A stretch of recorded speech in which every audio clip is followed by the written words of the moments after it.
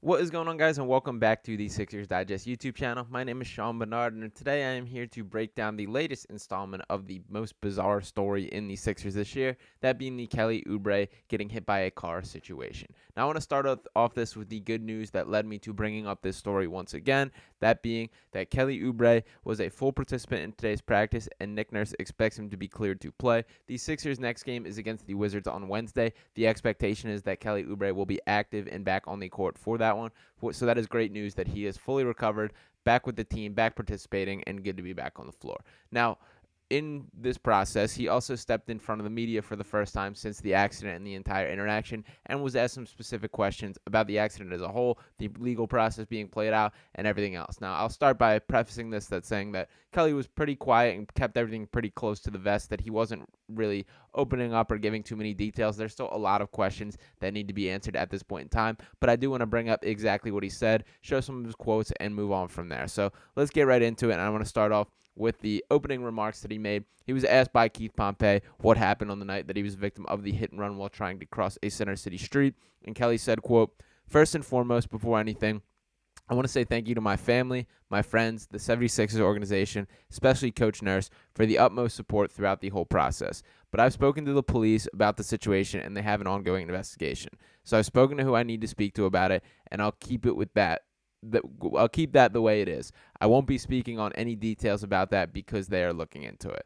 So that was his kind of first statement of things, and he did make it clear that he did want this press conference to be about basketball, but he did go into a little bit more in depth. He spoke very highly of the way that Nick Nurse has handled the situation. Nurse took a visit to Kelly Oubre's house, played with his kids.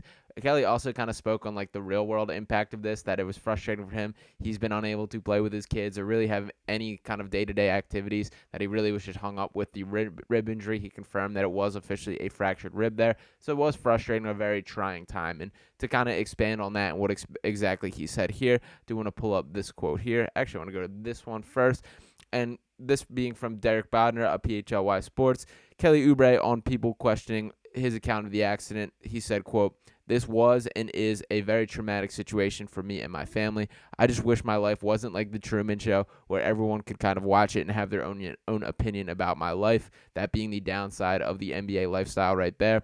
And then he went on to say, quote, "A lot of people are very inconsiderate and insensitive to try to worry about the video cameras and something that happened with my life, and was very detrimental to me and missing time with my job. I'm just really blessed that it wasn't worse." He also said, quote, "What do they say? Minor setback for a major comeback, right? I'm ready to hoop. This has been a long process for me, and I'm just ready to be with my guys, go to war with coach, and make the organization look good."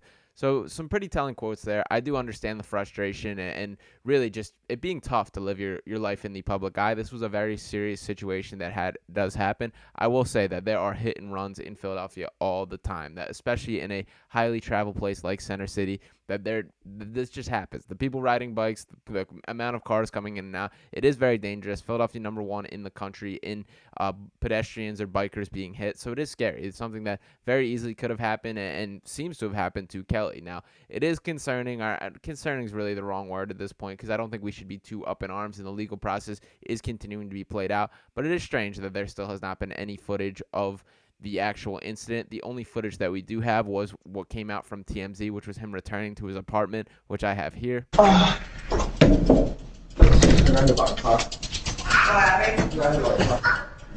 real, Kenny? Oh my God, he got hit by a car, son. He got hit by a car.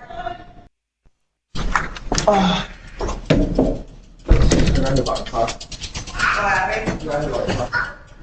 Now, I will say what jumped out to me from that video, that coming shortly after the accident occurred, him directly saying that I was hit by a car in the first thing and his steps through the room. So I guess my takeaway from that being that he was going home to his wife and kids and said that right away, that if there was anything fishy, this is something that only Kelly knows, that he came in and said that to his wife. I do think that is relevant in the conversation, and I do think his words should mean something, that this man obviously did fracture his ribs. I understand it's suspicious. I understand the BMX bike. I understand he has a history of participating in BMX activities. Wrote a featured piece about him after the signing, and that was one of the things that was quickly pointed out in an interview, was that that is one of his favorite off-court activities, and I, who knows? I'm not going to speculate beyond that, but I do think that is all relevant to note. And I would just like to wrap this up by saying how Keith Pompey on another quote here on Sixers forward on how badly he wants the driver who hit him caught. He said, quote, "Like I said, I'm all for love and peace, but at the end of the day, this is a serious situation. I'm going to let the situation handle itself from there. I don't hate anybody. I don't wish malintent on anybody." I will say from a human being standpoint that Kelly very much about positivity, spoke a lot about like the goodness of the world and things like that, which is cool to see his perspective on all those things. Also just seems really happy to be back with the team and ready to be playing basketball again. After such a great start to the season, it is frustrating to see him derailed in such a strange way. That is the most important thing. I'm curious how much more we hear from the legal perspective if they're continuing to investigate where this hit and run happened, how much they're questioning Kelly on the situation. Those are all things that I think will come out in time. But for now, my biggest takeaway is that the Sixers will have him back on the floor, and they're going to be a much better team because of it. To dive into kind of what Kelly has done prior to the injury, in just 8 games of play, averaging 16.3 points, 5.1 rebound, 1.4 steals, shooting 37.8% from 3 on 4.6 attempts per game, playing 29 minutes a game. He was a real deal high-level contributor to the Sixers team prior to the injury. That this was a guy that was a huge part of the rotation, started 5 of those 8 games. Nick Nurse did mention that he believes Kelly will be coming off the bench in his return, but probably a guy that cycles into the rotation very heavily. I'm excited by that. That I do think ultimately that is the best role for Kelly Oubre on the Sixers team.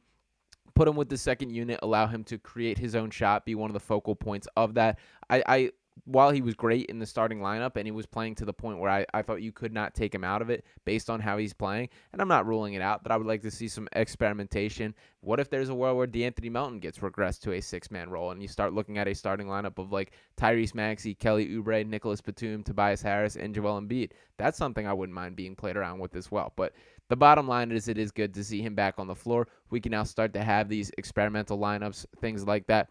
Kelly, I've been nothing short of blown away by how good he's been from a buy-in standpoint, from a production standpoint. The way that he competes defensively is something that I was not prepared for, and he is a guy that is willing to dive on the floor, get loose balls, do the little things as it pertains to winning. And for sure, the start of the season, while it was a small sample size, that was the best basketball that I've seen him in a way that it translates to winning. That one of the biggest criticisms of Kelly Oubre was that he kind of plays a losing style of basketball, that he's not a guy that's a willing passer. He's a little bit of a black hole on the offensive end at times, that he, isn't a guy that keeps his teammates involved, does some traits that frustrate people, but I really have not seen that version of him in Philadelphia just yet. Sure, he's a score-first guy and has probably should have made them extra passes in a couple situations, but the bottom line is he's scoring at a high rate. He's competing on the defensive end.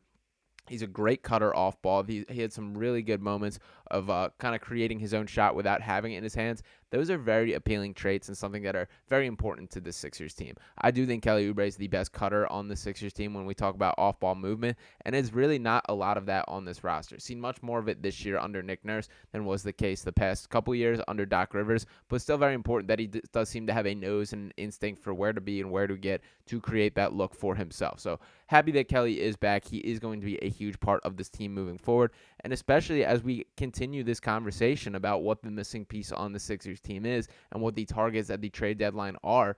It's important to know what this team looks like with Kelly Oubre, that he is going to be a key part of this team. It was tough to judge that there were matchups these past couple losses that we've seen where it felt like the Sixers were short some offensive firepower. Well, that is what Kelly Oubre brings to the table, is he is that spark off the bench. He is a guy that throughout his career has been a 20-point per game scorer. As recently as last year, averaged 20.3 points per game. I know it was with the Hornets. I know it was on a bad team, a losing team.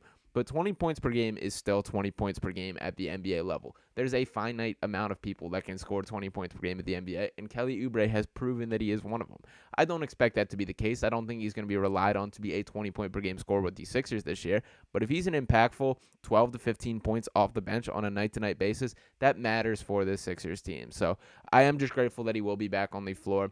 There's definitely some more questions that are going to come out of it, and I'm sure when he steps in front of the media in a post-game setting and when there's some more national storylines and guys that like to stir the pot more so than the select few that are allowed into practice, I'm sure he will be pressed about this again and have to answer some tough questions.